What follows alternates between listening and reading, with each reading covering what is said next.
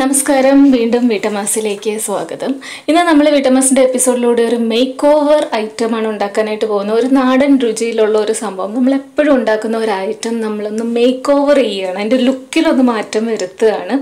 അപ്പോൾ എല്ലാവരും ഒന്ന് ട്രൈ ചെയ്ത് നോക്കണം കേട്ടോ. സംഭവം വേറൊന്നുമല്ല, നമ്മുടെ ഗോതമ്പ് ദോശ എന്ന് വെച്ച് കഴിഞ്ഞാൽ കഴിക്കാനൊക്കെ പിള്ളേർക്കൊക്കെ ഭയങ്കര മടിയാണ്. അപ്പോൾ നമുക്ക് ജസ്റ്റ് ഇങ്ങനെ ഒന്ന് ട്രൈ ചെയ്ത് നോക്കുക. നിങ്ങൾ ഇൻഗ്രീഡിയൻസിലും ഞാൻ കുറച്ച് സംഭവങ്ങളൊക്കെ ആഡ് ചെയ്തിട്ടുണ്ട്.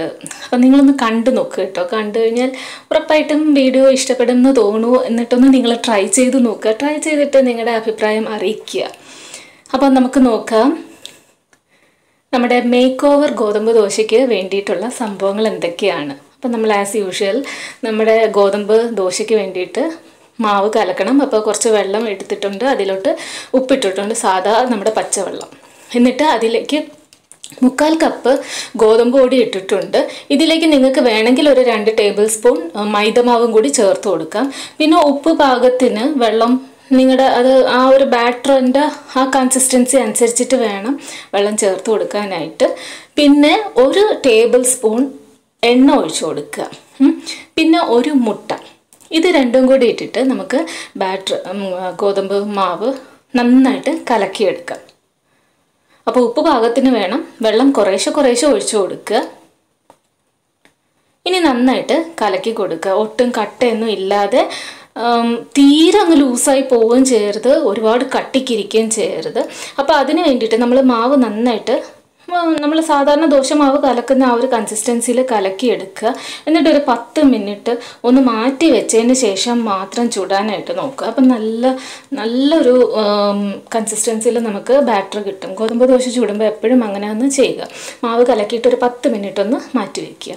അപ്പം എന്തേ നമ്മുടെ മാവ് ഏകദേശം ബാറ്റർ റെഡി ആയിട്ടുണ്ട്. അപ്പോൾ ഇത് നമുക്കൊന്ന് 10 മിനിറ്റ് മാറ്റി വയ്ക്കാം. ഈ സമയം കൊണ്ട് ചാനൽ സബ്സ്ക്രൈബ് ചെയ്തിട്ടില്ലെങ്കിൽ ദയവായിട്ട് ചാനലൊന്ന് സബ്സ്ക്രൈബ് ചെയ്യുക. അതുപോലെ ഓൾ എന്ന് പറയുന്ന ആ നോട്ടിഫിക്കേഷൻ ബെല്ലൈക്കൺ കൂടി ഒന്ന് ക്ലിക്ക് ചെയ്യണേ.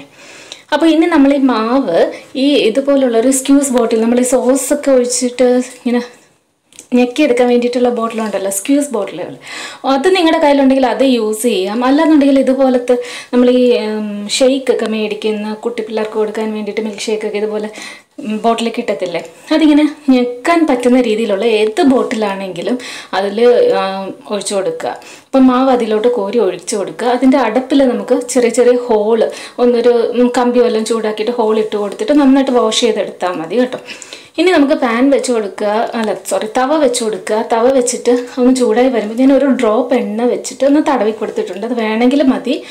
എന്നിട്ട് ഒഴിച്ച ആ മാവ് നമ്മൾ ഇതുപോലെ ഒന്ന് പ്രസ് ചെയ്ത് ഒഴിച്ചു കൊടുക്കുക. അപ്പോൾ ഒട്ടും തന്നെ അതിനകത്ത് കട്ട ഒന്നും കാണരുത്. കട്ട ഇല്ലാതെ നമ്മൾ കലക്കിയാൽ മാത്രമേ ആ ഹോളിൽ കൂടി ഇതുപോലെ മാവ് വീഴത്തുള്ളൂ. അപ്പോൾ ഇനി നമുക്ക് എത്രത്തോളം മൂപ്പ് വേണം, അതൊന്ന് നല്ല ക്രിസ്പി ആയിട്ട് മൊരിഞ്ഞ് കിട്ടുന്നതാണ് ഒരു രസം. അതുപോലെ തിരിച്ചിടുന്നില്ലല്ലോ, അതുകൊണ്ട് മോൾ ഭാഗം നമുക്ക് വെന്ത് ഒന്ന് മൂത്തൊക്കെ വരണം.